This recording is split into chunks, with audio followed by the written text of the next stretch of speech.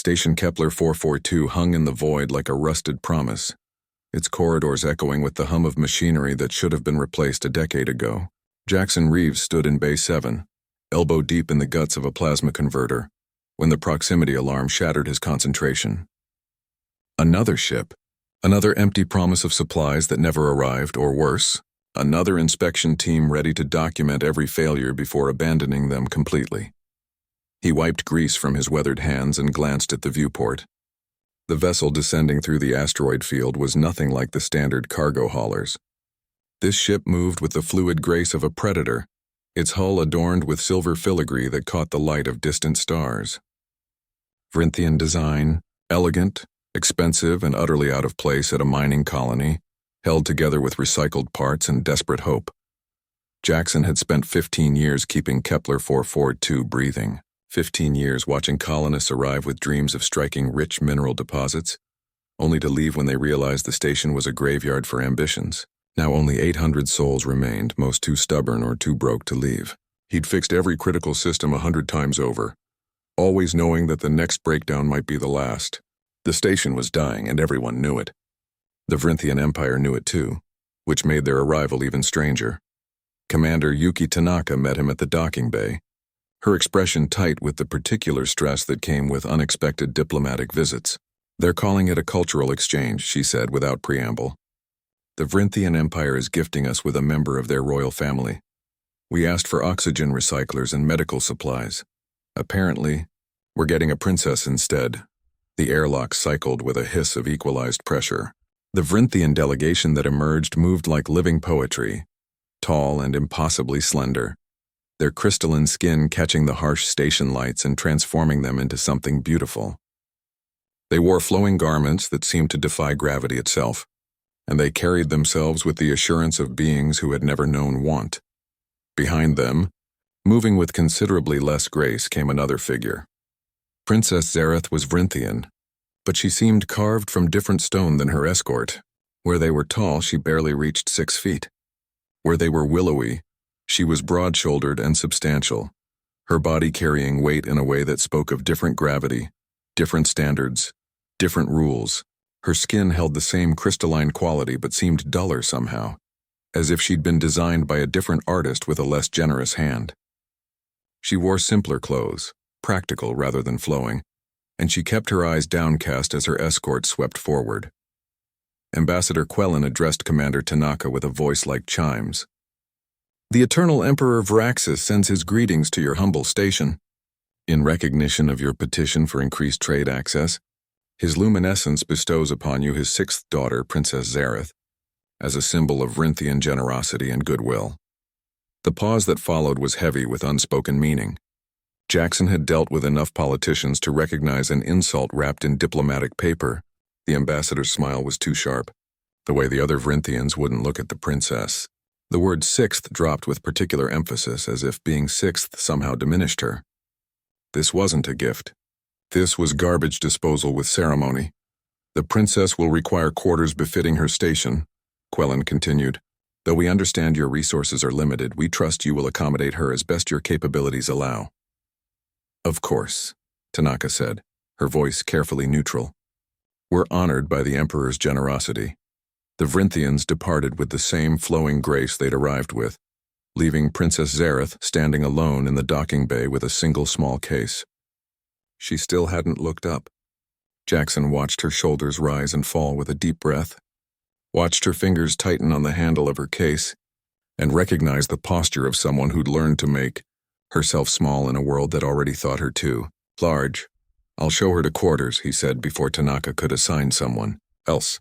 The commander gave him a sharp look but nodded. Quarters on Kepler 442 were universally terrible, small recycled shipping containers modified with minimal amenities. Jackson led the princess through corridors that smelled of recycled air and desperation, past colonists who stopped to stare at her with expressions ranging from curiosity to resentment.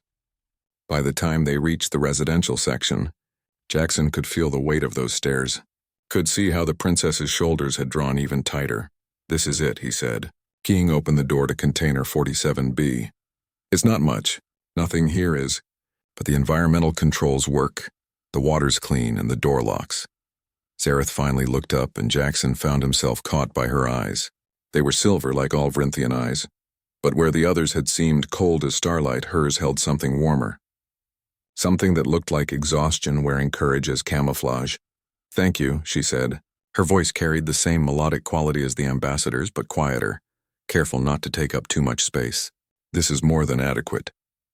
It's a metal box with a bed." On Vrinth, I had a room in the lowest level of the palace, smaller than servant quarters, with a window facing the waste processing facility. "This has a window with stars." She set down her case with careful precision. "I understand I was not what your colony expected. I apologize for the disappointment." Something in Jackson's chest twisted. He'd spent enough years being underestimated himself to recognize the signs. "The only thing I'm disappointed about is that they sent a person when we needed oxygen recyclers.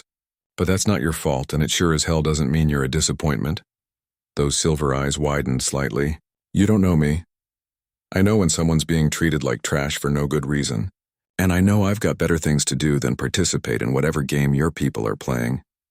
He moved toward the door, then paused. "Station meal service is at 1800 hours. Container 23A, 2 levels down. Nobody's going to stop you from showing up, but nobody's going to welcome you either. This place isn't much for hospitality. I'm accustomed to eating alone. Suit yourself. But if you need anything, I'm in Engineering Bay 7 most hours. Name's Jackson Reeves." "Jackson." She tested his name like she was learning a new language. "Why would you help me?" "Because 15 years ago, I showed up here with nothing but a toolbox and a reputation for being difficult. Commander gave me a chance when nobody else would.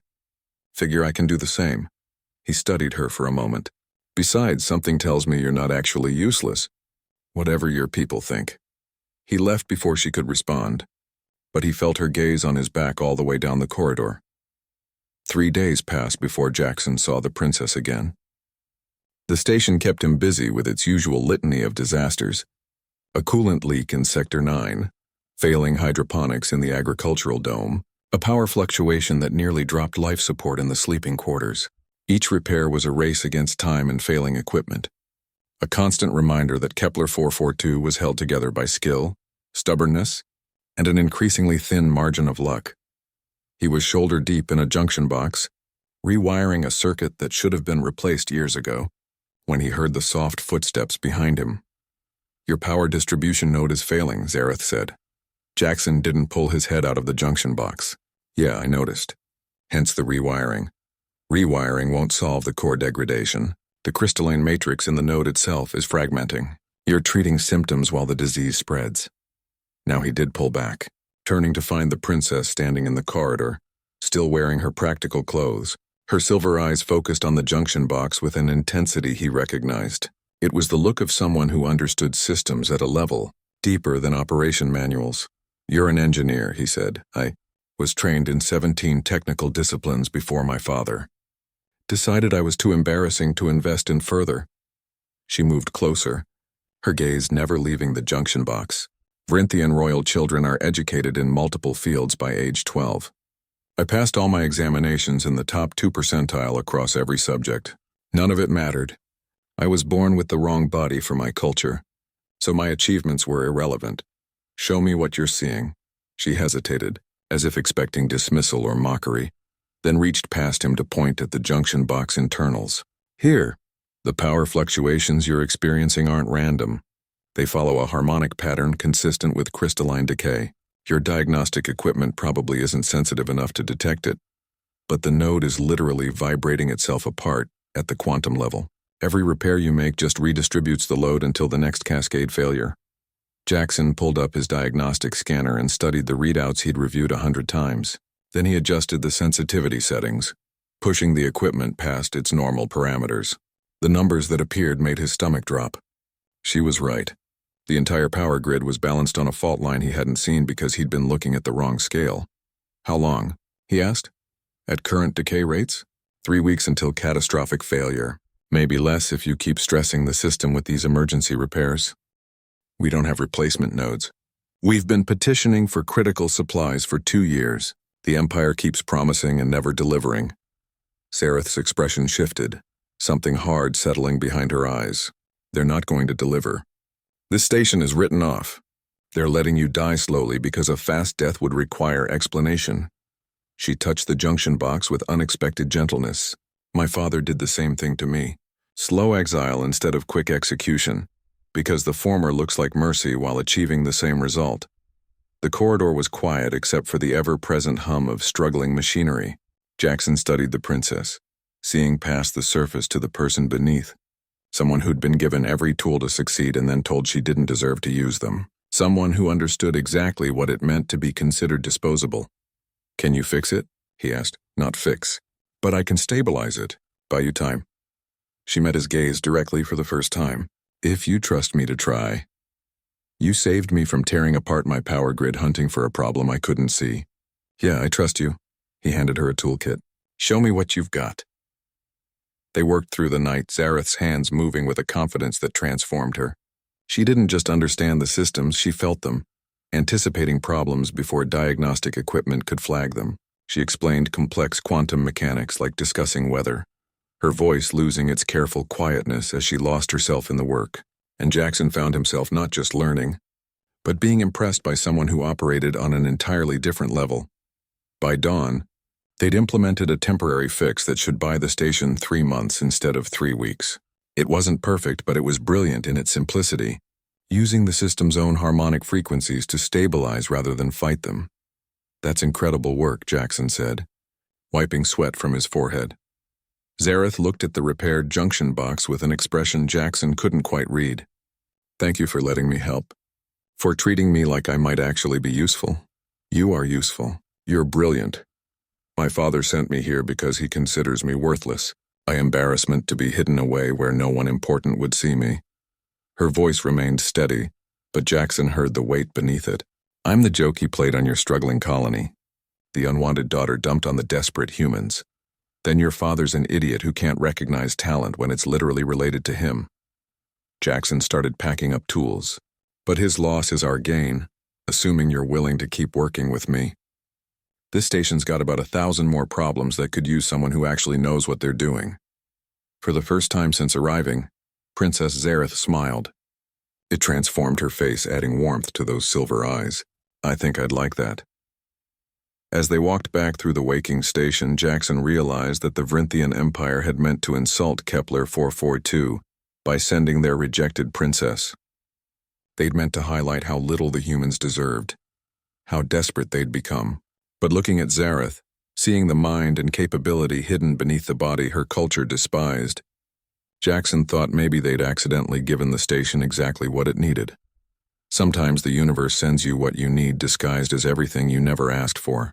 Sometimes garbage wrapped in ceremony turns out to be treasure no one else was smart enough to value. The real joke, Jackson thought, was going to be on Emperor Vraxis when he realized what he'd thrown away.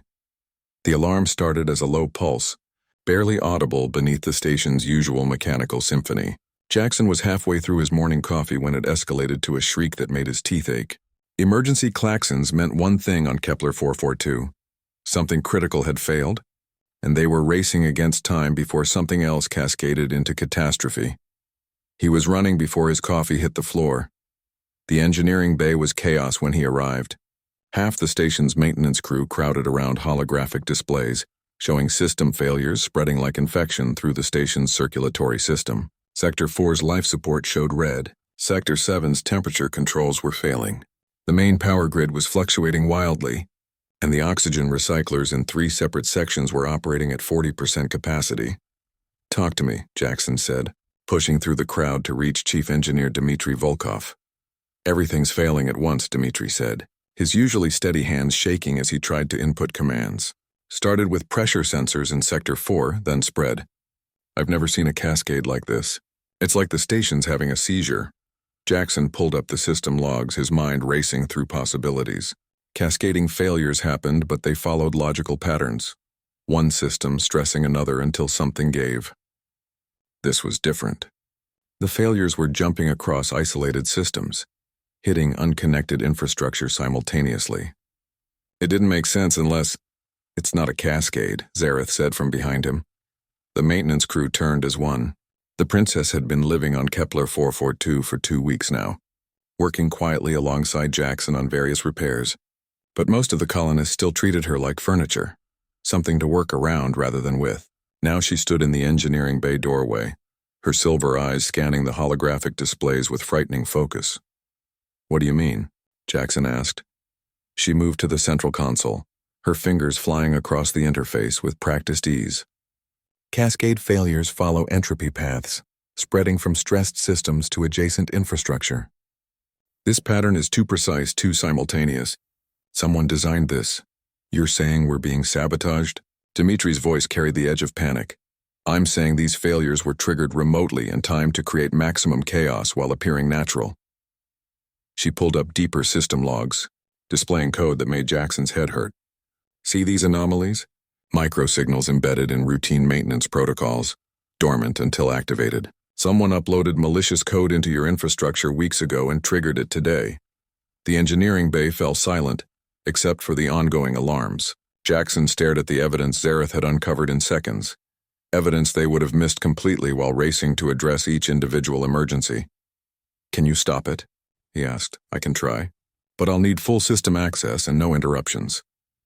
She looked at Dimitri, then at the other engineers, her chin lifting slightly in a gesture of defiance.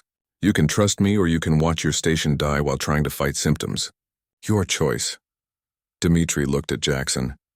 The entire crew looked at Jackson. 15 years of being the one who kept them alive carried weight, and right now that weight was crushing. If he was wrong, if he trusted the princess and she failed, 800 people would die. If he didn't trust her, they'd die anyway while fighting blind against an invisible enemy. "Give her access," Jackson said. "Full administrative privileges. Everyone else, we address the immediate failures while she handles the root cause. Dimitri, take Sector 4.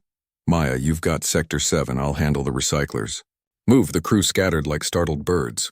Zareth was already deep in code, her hands moving across multiple interfaces simultaneously, muttering to herself in Vrinthian as she traced the digital infection through Kepler 442's nervous system. Jackson wanted to stay and help, but the oxygen recyclers wouldn't fix themselves, and people were already reporting difficulty breathing in the affected sections. He ran. The recycler in Sector 9 was older than Jackson's career. A massive piece of equipment that turned carbon dioxide back into breathable oxygen through a process that was equal parts chemistry and prayer. It was wheezing like a dying animal when he arrived, its internal pressure gauges showing dangerous fluctuations that threatened to turn it from life support into bomb. Jackson dove into the machine's guts, working by instinct and experience while alarms screamed around him. The sabotage had hit the recycler's control systems, overriding safety protocols and pushing the equipment toward catastrophic failure. He manually reset each system, fighting the malicious code with physical intervention, his hands bleeding from sharp edges and his lungs burning from exertion in the thinning air. "Come on," he growled at the machine. "You've survived 15 years of my maintenance. Don't quit on me now." The recycler shuddered, then stabilized. Oxygen levels began climbing back toward normal. 1 down, 2 to go. By the time he'd stabilized all 3 recyclers, Jackson had lost track of time. His hands were shaking from adrenaline and exhaustion, his uniform soaked with sweat and blood and various machine fluids. He staggered back to engineering to find Zareth still at the console, her face drawn with concentration, lines of code reflected in her silver eyes. "Status?" he asked. "I've isolated the malicious code and terminated most of the attack protocols. Life support systems should be stabilizing across all sectors." She didn't look away from her work. "But there's a problem. The sabotage came from inside the station. Someone with administrative access uploaded this code 3 weeks ago and activated it today." 3 weeks ago. Jackson's blood ran cold. "Right after you arrived." "Yes, which means someone wanted me here when this happened. Someone wanted me blamed." Her jaw tightened. "Or wanted the station to fail while I was here, ensuring I'd die with everyone else." Before Jackson could respond, Commander Tanaka's voice crackled over the comm system. "All senior staff to the main conference room immediately. We have a diplomatic situation." The conference room was already crowded when they arrived. Tanaka stood at the head of the table, her expression grim. Beside her stood another Vrinthian, tall and elegant like the previous delegation, but this one carried himself with military precision rather than diplomatic grace. "This is Inspector Vrelian," Tanaka said. He's here on behalf of the Vrinthian Empire to assess our facility's compliance with treaty standards. His ship arrived just before our emergency began. Inspector Vrelian studied the assembled humans with cold silver eyes. I was sent to evaluate whether this station deserves continued support from the Empire. Based on today's catastrophic failures, I must conclude that your infrastructure is dangerously inadequate. The Empire cannot in good conscience maintain treaties with a colony that cannot even keep its own people alive. The failures were sabotage, Jackson said, deliberately triggered to make us look incompetent. A convenient excuse. Do you have proof? Zareth stepped forward before Jackson could respond. I have evidence of malicious code uploaded to station systems 21 days ago, dormant until activation today. The coding signature matches Vrinthian military cyber warfare protocols. The temperature in the room dropped 10 degrees. Varelian's gaze fixed on Zareth with something that looked like contempt wearing professional disinterest. Princess, I'm surprised to find you involving yourself in human affairs. Your father sent you here to quietly fade into obscurity, not to play engineer with primitives. My father sent me here to die. Zareth's voice remained steady, but Jackson saw her hands clench into fists. He sent me somewhere he knew was failing, then arranged for that failure to accelerate. He gets rid of his embarrassing daughter and the embarrassing humans who keep petitioning for resources. 2 problems solved with 1 sabotage. You make serious accusations against the Emperor. I make factual observations backed by evidence. I can prove the code came from Vrinthian military servers. I can prove it was uploaded using credentials that trace back to the Imperial Intelligence Division. And I can prove it was designed to make human incompetence look like the cause, while ensuring no survivors could testify otherwise. The silence that followed was absolute. Jackson watched Vrelian's expression shift through several calculations before settling on something harder, more dangerous. Your accusations are the desperate ravings of a failed princess trying to appear relevant, Vrelian said. The Emperor will hear of this betrayal. Let him hear. I'm done pretending I don't see what my family is. I'm done being quiet about their crimes just because speaking up makes me more inconvenient. Zareth pulled up her evidence on the room's holographic display. Lines of code and system logs that damned the Empire in irrefutable detail. You wanted me here to ensure no one survived to ask questions. But you underestimated these humans and you underestimated me. We're not dying quietly. Vrelian's hand moved toward his sidearm. He was fast, augmented with Vrinthian military enhancements that made his movements blur. But Jackson was faster, his own hand closing around a plasma torch he'd forgotten he was carrying, its tip glowing hot enough to cut through bulkheads. I wouldn't, Jackson said quietly. The standoff lasted 3 heartbeats. Then Tanaka's voice cut through the tension. Inspector Vrelian, you're confined to your ship pending investigation of these allegations. If you resist, we'll consider it an act of war against human territory. She nodded to the security team that had appeared in the doorway. Escort our guest to the docking bay, politely. As Vrelian was led away, he paused beside Zareth. Your father will hear of this betrayal. Good, Zareth said. Tell him his worthless daughter is the reason his plan failed. Tell him I'm finally useful for something other than being an embarrassment. After he was gone, the room erupted in overlapping conversations. Jackson moved to Zareth's side, saw her shaking now that the immediate threat had passed. You okay? He asked quietly. I just committed treason against the Vrinthian Empire. I accused my father of attempted genocide. I'll never be able to go home. She looked at him with those silver eyes, and Jackson saw fear warring with determination. But I'm okay, because for the first time in my life I chose something. I chose the truth over family loyalty. I chose these people over my people. I chose to matter. You always mattered. No. I always had potential that no one wanted to see. There's a difference, she straightened her shoulders. But I see it now. And apparently so do you. The comm system crackled to life. Engineering Bay to Commander. We've got a problem. The sabotage protocols included a failsafe. If the main attack was neutralized, a secondary system would trigger. We've got approximately 6 hours before the station's reactor goes critical. Zareth and Jackson exchanged looks. 6 hours, he said. To stop a reactor meltdown designed by Vrinthian military engineers who wanted to ensure no survivors. Think we can do it? For the first time since he'd met her, Princess Zareth smiled with genuine excitement instead of fear. I know we can, but we're going to need every engineer on this station, all your spare parts, and enough coffee to fuel a small army. That I can provide." As they headed back to engineering, Jackson realized something had shifted. Zareth wasn't walking with her shoulders hunched anymore. She wasn't making herself small. She moved with purpose and confidence, and the crew that had barely acknowledged her existence now looked to her for direction. The Vrinthian Empire had sent her here to fade away. Instead, she was becoming exactly what Kepler 442 needed. Someone who refused to let her people die quietly in the dark. Someone who knew what it meant to be written off and was determined to prove everyone wrong. They had 6 hours to save 800 lives. But for the first time in weeks, Jackson felt something he hadn't experienced on this dying station in years. He felt hope.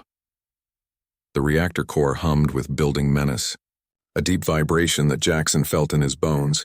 6 hours had seemed generous until Zareth pulled up the sabotage protocols. Then it became apparent that whoever designed this wanted certainty. The reactor wasn't just set to overload. It was programmed to resist every standard safety measure, while accelerating toward a meltdown that would vaporize the entire station and everything within 1,000 kilometers. "It's elegant," Zareth said, her fingers flying across the holographic display. "Horrifying but elegant. Every safety system has been subverted. The control rods are locked in the retracted position. The cooling systems are running in reverse, heating instead of cooling, and the containment field harmonics have been inverted, so that any attempt to stabilize them will actually accelerate the collapse." "So we're dead," Dmitri said from across the engineering bay. "No." Zareth's voice carried absolute certainty. "We're facing a problem designed by Vrinthian engineers who thought they were smarter than everyone else. But they made 3 mistakes. First, they underestimated human creativity. Second, they assumed I'd be too busy dying to stop them. Third, and most importantly, they built this sabotage to kill a station operating at Vrinthian standard gravity." Jackson caught the glint in her silver eyes. "What are you thinking?" "Kepler 442 is operating at 0.85 standard gravity. The Empire built this station 40 years ago during their expansion, and they used Vrinthian specifications. But when humans took over, you kept the lower gravity to save power." She pulled up the station's gravity generation systems. "The sabotage protocols are calibrated for specific gravitational constants. If we can manipulate those constants, we can throw off the entire attack." "Change the station's gravity?" Maya, one of the senior engineers, looked skeptical. "That'll take hours to implement safely." "We don't do it safely. We pulse it, rapid oscillations between 0.5 and 1.5 standard gravity. It'll make everyone on board violently sick. But it'll create harmonic interference in the reactor's programmed cascade. The sabotage expects stable conditions. We give it chaos." "That's insane," Dmitri said. "That's brilliant," Jackson countered. "The Vrinthian military wouldn't anticipate it, because they'd never risk crew discomfort for strategic advantage. But we're human. We've been uncomfortable since we built this station." Zareth's expression flickered with something that might have been gratitude or recognition. "There's more. Even with gravity manipulation, we'll need to physically access the reactor core and manually reset the control rods. The radiation levels will be lethal within 90 seconds of exposure. No human can survive it long enough to complete the reset." The engineering bay fell silent. Jackson understood what she wasn't saying. No human could survive. But Vrinthians were different. Their crystalline skin wasn't just aesthetic. It provided radiation shielding that made them significantly more resistant to exposure. Not immune, but more resistant. Especially Vrinthians built with denser body mass, adapted to higher gravity environments with more compact cellular structures designed to resist pressure. Vrinthians like Zareth. "No," Jackson said immediately. "We'll find another way." "There isn't another way. I've run every simulation. The reset requires manual intervention, and only I have the body density to survive long enough to complete it." She met his gaze without flinching. "This is why my people consider my body type a genetic flaw. High gravity adaptation made sense when Vrinthians were an emerging species on a heavy world planet. But modern Vrinthian culture prizes zero-gravity elegance over gravitational resilience. They bred themselves into fragility for aesthetic reasons and called it evolution. You're talking about walking into a death trap. I'm talking about using the very trait my father despised to save 800 lives he wanted dead." Her voice softened. "I'm talking about proving that everything the Empire threw away had value they were too blind to see." Commander Tanaka stepped forward. Princess, I can't order you to do this. You're not under my command. No, but I choose to serve anyway. Zareth turned back to the displays. We have 5 hours and 42 minutes. I need 3 hours to prepare the gravity pulse sequence and 2 hours to configure my radiation exposure to be survivable. That leaves us 42 minutes of margin for things to go wrong, which on this station means 42 minutes of certainty that something will go wrong. Then we better get started, Jackson said. The next 3 hours were controlled chaos. Zareth orchestrated the gravity manipulation like a conductor leading a symphony of destruction. She had teams working on every gravity generator throughout the station, programming them to oscillate in patterns that would create maximum harmonic interference without tearing the station apart. Meanwhile, Jackson and Dimitri prepared the reactor access routes, clearing obstacles and rigging emergency containment protocols in case the worst happened. With 2 hours remaining, Zareth began her preparation. She stripped down to a thermal regulation suit and began coating her exposed skin with a conductive gel that would help dissipate radiation. Jackson watched from the prep room doorway, his chest tight with an emotion he couldn't quite name. This is what I was made for, Zareth said quietly, not looking at him.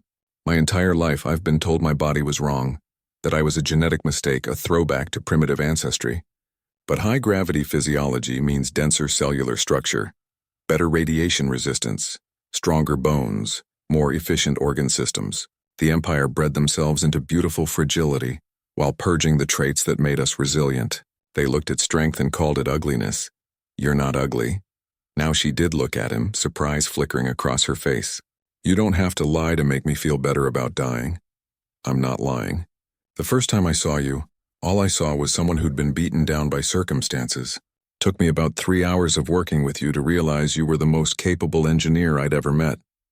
Took maybe another day to realize you were the strongest person on this station, and not just because of your dense cellular structure. You're strong because you're here, helping people who treated you like trash, saving the lives of colonists who saw you as an insult. He moved into the room, stopping close enough to see the silver flecks in her eyes, and somewhere along the way I realized you were beautiful. Not in spite of what your people hate about you, but because of who you chose to become when they rejected you. Zareth's eyes glistened with tears she didn't let fall. Jackson, come back from that reactor core. That's an order from someone who hasn't figured out how to run this station without you. I'll do my best. With 1 hour remaining, they initiated the gravity pulse. The station lurched like a ship in a storm, artificial gravity spiking and dropping in carefully calculated chaos. Colonists throughout Kepler 442 felt their stomachs rebel as weight came and went in nauseating waves. But in the reactor core, the effect was exactly what Zareth predicted. The sabotage protocols, calibrated for stable gravitational constants, began generating errors. The carefully orchestrated cascade toward meltdown started showing fractures. It's working, Maya reported from engineering. Reactor temperature increases have slowed by 18%. The containment field destabilization is showing irregular harmonics. Phase 2, Zareth said. She was already in the radiation suit, its bulky form making her look even more substantial. Jackson, maintain the gravity pulse for exactly 17 minutes after I enter the reactor chamber. Then stabilize at standard gravity.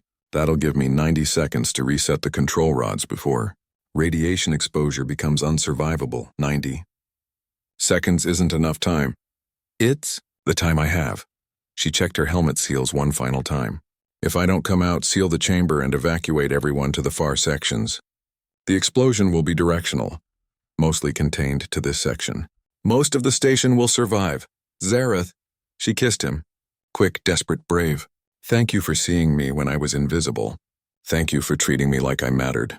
Thank you for being the first person who made me want to matter. Then she was gone, stepping through the airlock into the reactor chamber before he could respond. The radiation levels on the monitors spiked immediately. Jackson watched through the observation window as Zareth moved through the metallic maze of the reactor core with surprising grace, despite the bulky suit.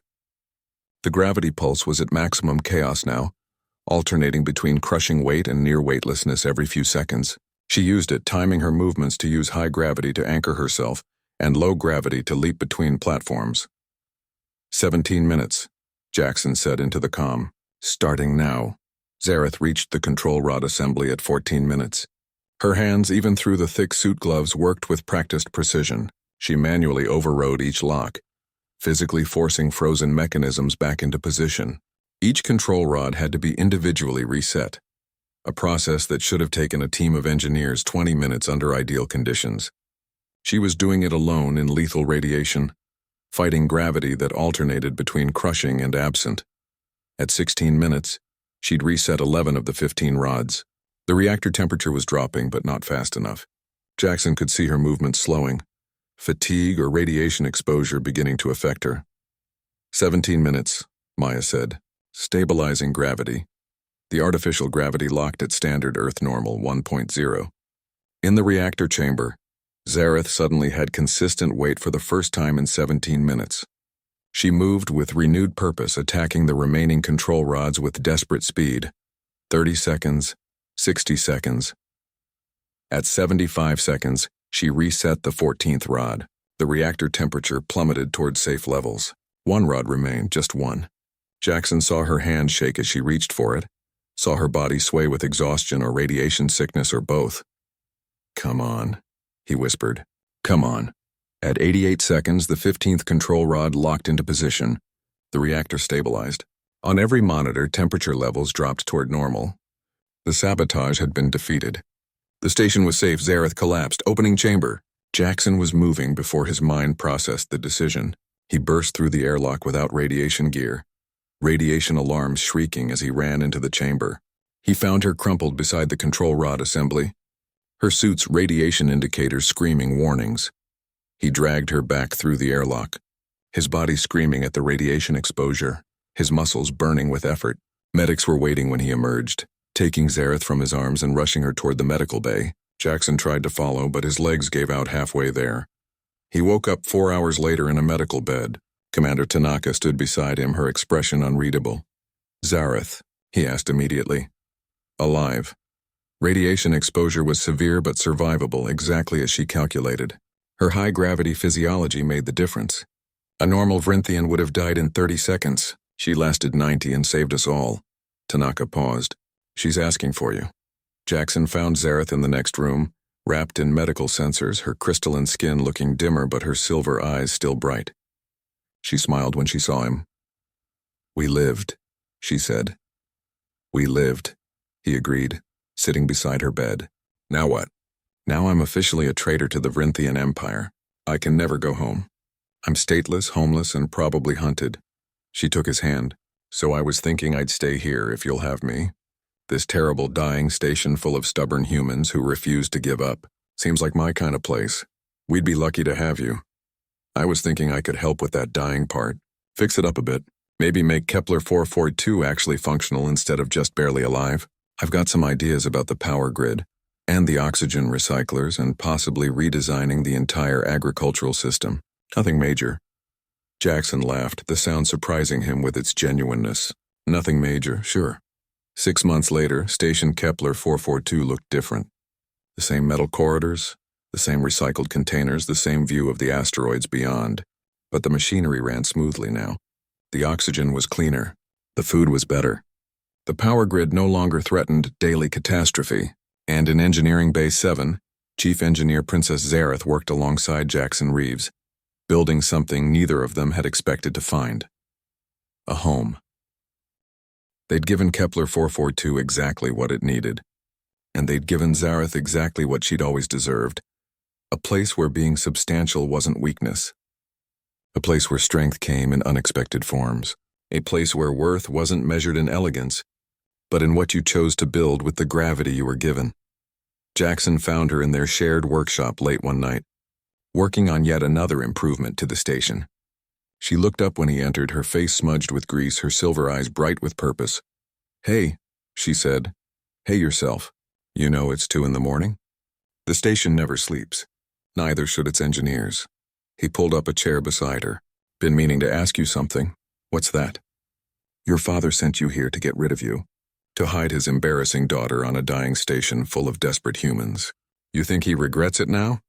Zareth considered the question, her hands still on her work. "I think regret requires acknowledging you were wrong.